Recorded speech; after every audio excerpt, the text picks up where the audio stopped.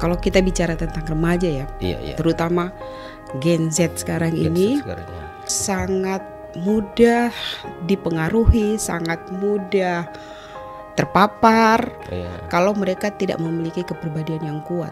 Kenapa dibilang peer group, usia peer group? Karena banyak teman jadi idola. Teman yang didengar, orang tua itu jadi lawan, jadi musuh. Disitulah pintu masuk terutama hal-hal negatif, misalnya narkoba. Langkah-langkah apa yang bisa diambil oleh keluarga atau dan komunitas untuk mendukung remaja untuk berjuang dengan masalah yang narkoba dan kesalahan mentalnya? Orang tua itu jangan denial, jangan dia menyangkal, oh anakku baik-baik saja, anakku tidak masalah, anakku kena narkoba tapi bisa saya urus sendiri. Assalamualaikum warahmatullahi wabarakatuh. Kita kedatangan tamu dari rumah sakit ya. Dengan hormat saya sebut nama Ibu Fadila M. Psikolog ya. Tugas kesehariannya di rumah sakit jiwa Bu ya. Iya. Ya, selamat bergabung di BNN Kabupaten Donggala ya. Oke.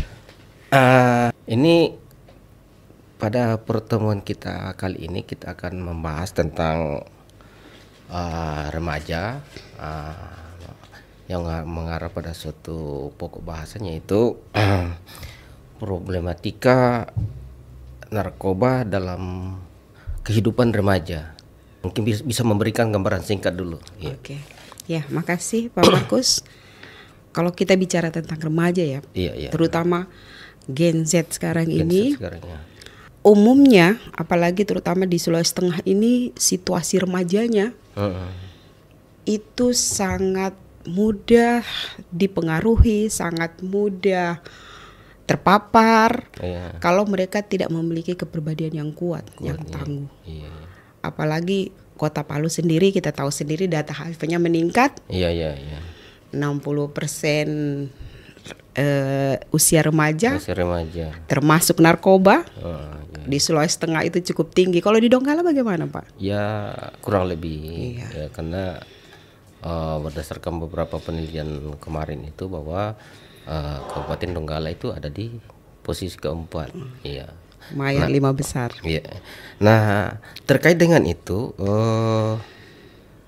kira-kira jenis narkoba apa saja yang paling umum digunakan oleh remaja, kemudian bagaimana penggunaannya berkaitan dengan masalah kesehatan mentalnya. Oke, berkaitan dengan kesehatan mental ya. Oke, secara umum paling banyak kalau terutama Sulawesi Tengah, umumnya Kota Palu, Donggala, Sigi, itu paling banyak sabu. Sabu ya. Kayaknya sebelum sabu mereka mengenal ngelem. Itu ya. Padahal ngelem ini di tahun saya masih kuliah S1 95 itu baru ada di kota-kota besar. Dan sekarang sudah ditinggalkan sih sebenarnya kalau di kota-kota besar. Baru ngetren di Kota Palu itu sekitar 5 atau 6 tahun terakhir. Padahal kalau di kota besar itu sudah ditinggalkan. Dan itu ternyata ngelem ini pintu masuk ke sabu-sabu. Pintu awalnya. Dan banyak yang ngelem ini ternyata anak SD Pak, anak SD, SMP itu sudah mengenal lem-lem itu. Berapa kali kan kita dengar kasus-kasus yang dialami anak-anak sebelum mereka sabu. Nah, setelah pindah ke sabu ini kalau dulu kan agak mahal. Sekarang ternyata makin murah. Dan mereka pintar, urunan Pak. Jadi anak SD kelas 5, kelas 6 itu ada yang sudah pakai sabu. Dan dampaknya pada kesehatan mental sangat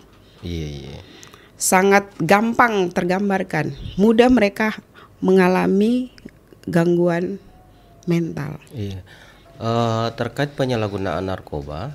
Nah, ini kan secara faktanya bahwa itu terkadang membuat anak-anak kita sering mengadakan perlawanan terhadap orang tua, pembangkangan. Nah, mungkin secara disiplin ilmunya Ibu bagaimana pengaruh emosionalnya terkait penyalahgunaan narkoba ini terhadap remaja? Iya, jadi Pak, usia remaja kalau dalam ilmu perkembangan psikologi adalah usia yang memang usia badai, usia stres.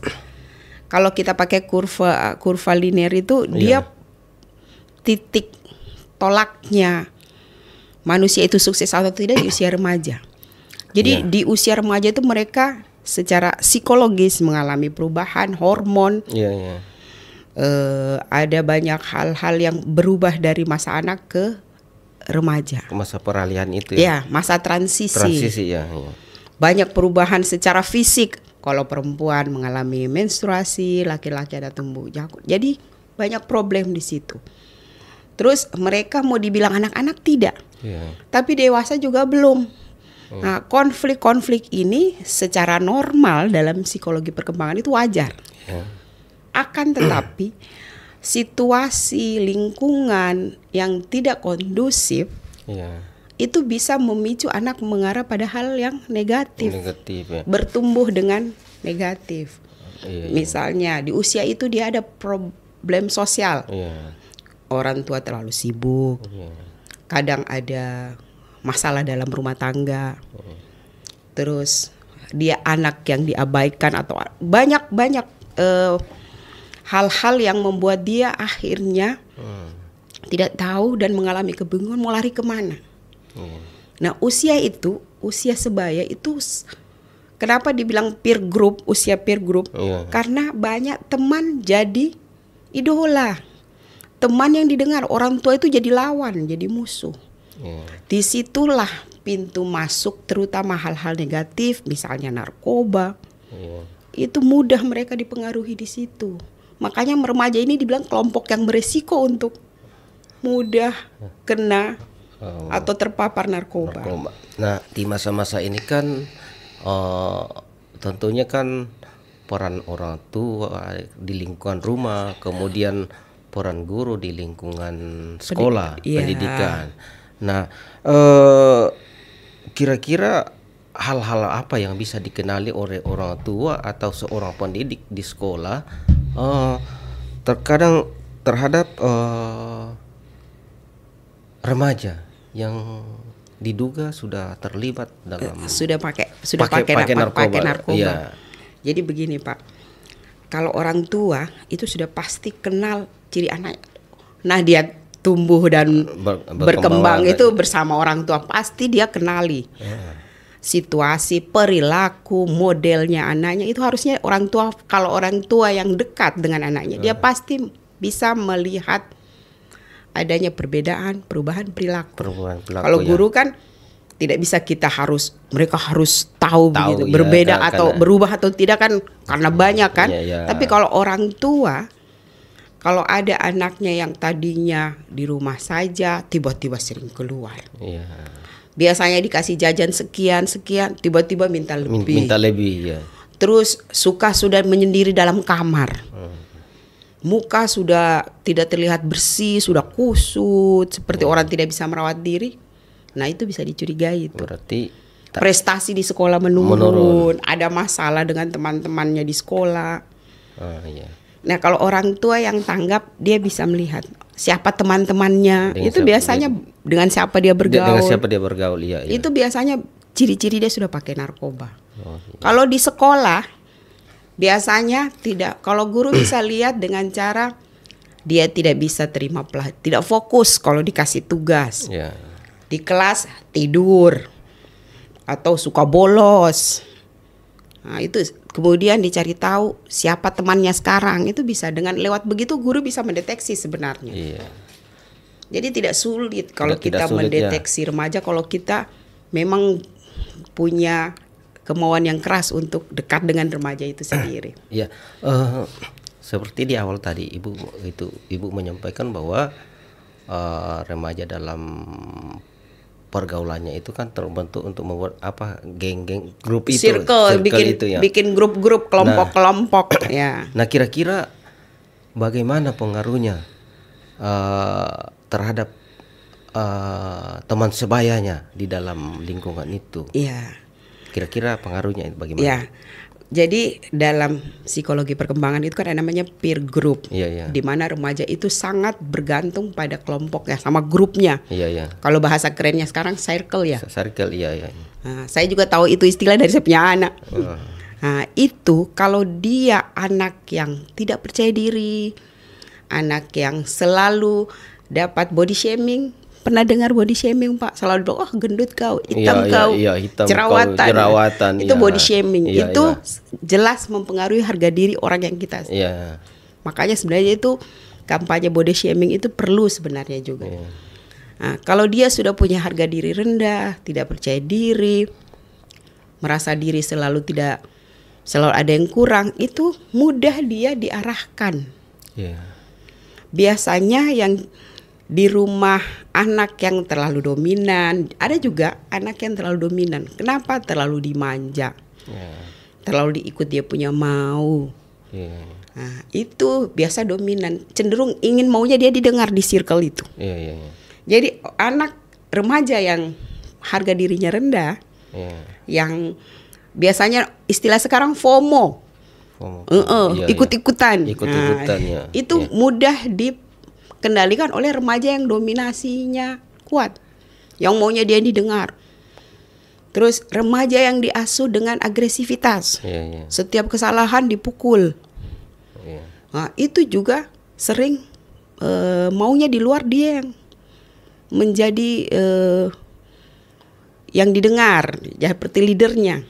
Tapi caranya salah, dengan cara dia memaksa, memukul, mengancam. Akhirnya kalau anak yang FOMOan, yang harga dirinya rendah, tidak percaya diri, ya sudah, apa maunya bosnya, yang pimpinannya di grup itu diikut. Ikuti yang diikuti. Kalau tidak, dia dikasih keluar dari grup itu. Nah, itu sehingga biasanya kalau anak yang asertif, Pak ya, yang punya kepribadian yang tangguh, dia bisa menolak, yang bisa say no istilahnya. Dia tidak bergantung dengan grup itu, dia tidak punya teman, dia cari teman yang lain. Tapi kalau anak yang remaja yang tidak percaya diri, yang harga dirinya rendah, langsung dia apa dibilang temannya, kau minum ini, coba ini, dia ikut semua. Dia ikut semua, ya, tanpa suatu pertimbangan. Tidak ada, karena di situ memang berkaitan lagi dengan pengembangan potensi diri, bagaimana dia buat keputusan, bagaimana dia melatih menyelesaikan masalah, problem solving. Itu semuanya berkembang di saat remaja itu sebenarnya. Kemudian Bu, ini kan masalah narkoba kan ya sebagaimana kita ketahui bahwa dia bekerja untuk sifatnya menyerang sistem susunan saraf pusat yang ada di otak.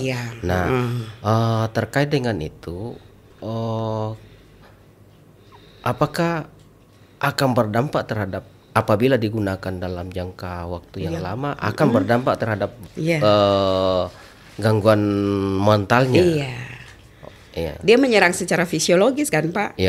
Dia menyerang otak, pusat susunan saraf. Akhirnya mempengaruhi kemampuan berpikir, menurun drastis cara berpikirnya, problem solvingnya. Lama-lama kalau dia sudah terganggu, sudah sistem pusat sarafnya, dia bisa depresi pertama. Kemudian bipolar. Pasien gue banyak, Pak, yang bipolar sekarang ini. Akibat penyalahgunaan itu. Kalau penyalahgunaan, Pak, yang paling banyak di Madani itu sudah ingin bunuh diri. Karena depresi langsung tidak bipolar, langsung mau mengarah pada keinginan untuk mengakhiri hidupnya. Berarti dia sudah ke schizofrenia. Dia sudah, itu yang sudah parah sekali, itu sudah schizofrenia ini kan sudah pengobatan seumur hidup kan, Pak? Kalau depresi ini dia berobat terus didampingi psikolog atau konselor dalam jangka waktu yang lama, dia bisa kembali seperti semula kalau masih pada taraf depresi dan bipolar. Tapi kalau sudah schizofrenia, kemudian dia sudah ada merasa diri tidak berguna, selalu disalahkan, terus seolah-olah ada yang mencelakakan dia. Ya pada akhirnya bunuh diri. Berarti secara apa namanya ini penyalahguna ini harus juga segera ditangani secara kesehatan mentalnya. Iya. Tidak bisa kita Hanya fokus di narkobanya saja. Iya, berarti perlu konseling berkelanjutan. Iya. Jadi tugasnya Bapak untuk mencegah narkobanya, tugasnya saya untuk menyeimbangkan psikologisnya. Iya. Iya. Kemudian ini kembali ke lingkungan pendidikan, kira-kira apa yang bisa disarankan ke dunia pendidikan terkait masalah kesehatan mentalnya ini? Iya.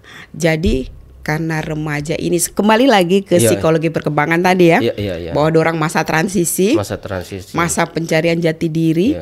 Nah, mereka harus banyak aktivitas yang positif dalam tanda kutip ya Pak. Jadi kalau di sekolah ya ikut ekskul, kegiatan ekskul jangan banyak waktu luang. Karena kalau misalnya remaja di lingkungan rumah misalnya ya, di lingkungan sosialnya itu dia bermasalah, dia pasti akan cari di tempat lain. Kalau di tempat lain ada kegiatan yang positif, dia bisa terkontrol di situ. Kalau tidak, dia tidak ada kegiatan yang positif yang dia ikuti, waktu luangnya itu dia sudah jadi incarannya bandar-bandar, pengedar ya, bukan bandar ya, pengedar itu. Baru sekarang pengedar kreatif dan inovatif. Ya, dikasih macam-macam, dikasih coba dulu.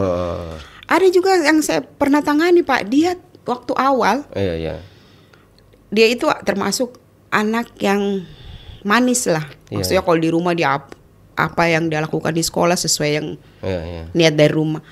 Tapi dia pendiam. Anaknya pendiam, remaja ini pendiam.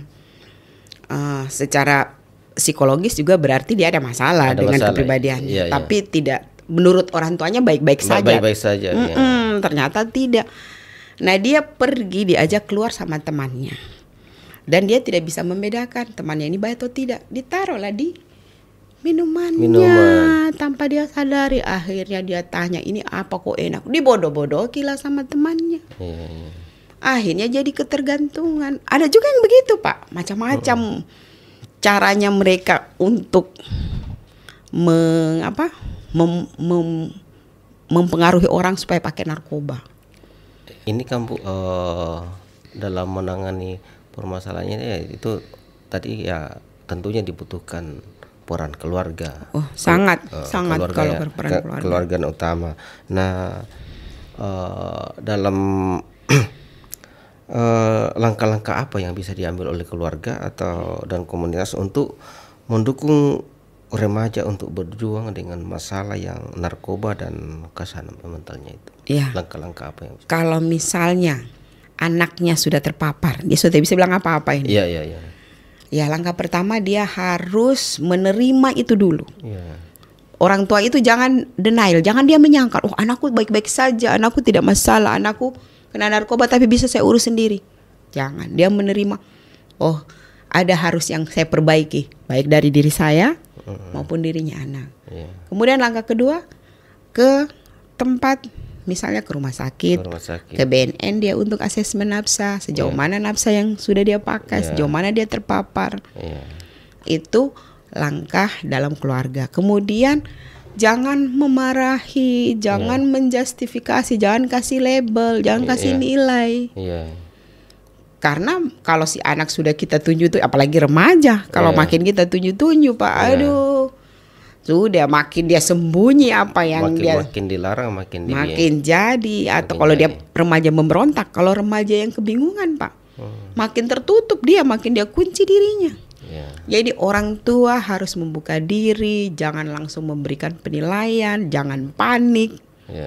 Dia langsung, jangan malu, karena itu bukan aib sebenarnya. Karena banyak orang tua anggap itu aib. Nah, masyarakat juga sama. Jangan langsung melabel, jangan langsung kasih penilaian. Malah bila perlu, ayo kita sama-sama bawa ini kemana, atau misalnya Pak RT-nya, Pak RW, itu bisa bikin begini langkah-langkahnya dibuat dalam satu komunitas, bahwa narkoba ini kalau orang sudah kena, sudah jadi korban, itu tidak bisa dia sembuh dengan sendiri, harus mau kerjasama banyak pihak. Oke Bu, sebelum kegiatan ini diakhiri, tanya jawabnya kita akhiri, mungkin ada pesan-pesan singkat yang disampaikan kepada masyarakat luas yang ada di sana, terutama kepada orang tua dalam menangani permasalahan remaja ini terkait dengan narkoba. Pertama, ke orang tua dalam memberikan, pertama, kasih anakmu jadi anak yang tangguh. Jangan terlalu dimanja, jangan terlalu difasilitasi. Kalau dia ada masalah, biarkan dia menyelesaikan masalahnya sendiri sambil kita hanya mengawasi. Karena kalau dia mampu membuat keputusan yang tepat, mampu melatih, menempatkan emosinya dengan tepat, dia bisa menjadi pribadi yang asertif, yang dia tahu apa yang harus dia lakukan. Orang tua harus sharing, komunikasi dua arah dengan anaknya. Jangan hanya satu arah. Kalau Anda ada masalah, dia tidak mau cerita dengan kita, tidak apa-apa, kasih biar saja dulu dia selesaikan. Dengan catatan, dengan cara yang positif. Kalau salah ya kita harus melibatkan diri, Pak. Tapi kalau dia masih di jalur yang biarkan. Kemudian kalau anak-anak punya salah, jangan terlalu bertoleransi. Jangan terlalu kompromi, tidak naik kelas, dikasih pindah, dikasih jadi naik kelas. Itu melatih anak untuk ternyata semua ada jalan keluar. Semua jalan keluar ya. Sekarang Bapak tidak dengar di televisi tuh anak perkosaan, kasus akhir-akhir ini. Terus pelakunya remaja di bawah umur. Ternyata setelah diselidiki narkoba di belakangnya, Pak. Iya, itu hanya efeknya, istilahnya triggernya saja itu pemerkosaan. Di awalnya sudah dengan model pasti keluarga berantakan, pasti pola asuhnya salah, yang keliru. Intinya selalu dari keluarga sebenarnya. Kalau saya sih, Pak, pengalaman saya menangani pasien remaja, baik perilaku seksual pada remaja, semuanya dari pola asuh. Karena tidak berkembangnya pengambilan keputusan dan problem solving. Karena setiap masalah orang tua anggap enteng-enteng. Saya rasa itu masyarakat pun begitu. Jangan menganggap karena bajunya acak-acak, bajunya seperti orang, rambutnya gondrong, rambutnya dicet-cet, oh pasti dia anak nakal. Belum tentu sebenarnya. Yang kenyataannya belum tentu anak nakal. Jadi tapi kita masyarakat ini awas emang kau nak berteman dia itu. Apa anak nakal itu lah. Sudah ada memang stigma. Sudah bikin stigma duluan. Oke, demikian bincang-bincang kami dengan seorang psikolog dari Rumah Sakit Madani Palu. Semoga bincang-bincang kali ini bisa menjadi pencerahan buat orang tua, keluarga yang ada di rumah supaya tidak keliru dalam mengarahkan anak-anaknya. Yang paling penting mereka bisa bertumbuh dengan baik. Orang tua harus mampu melatih anaknya buat keputusan, mampu membantu anaknya supaya bisa mengatasi masalahnya sendiri, sehingga mereka tidak mudah terpapar narkoba. Oke, terima kasih. Sampai jumpa di lain kesempatan. Selamat siang. Selamat siang. Oke.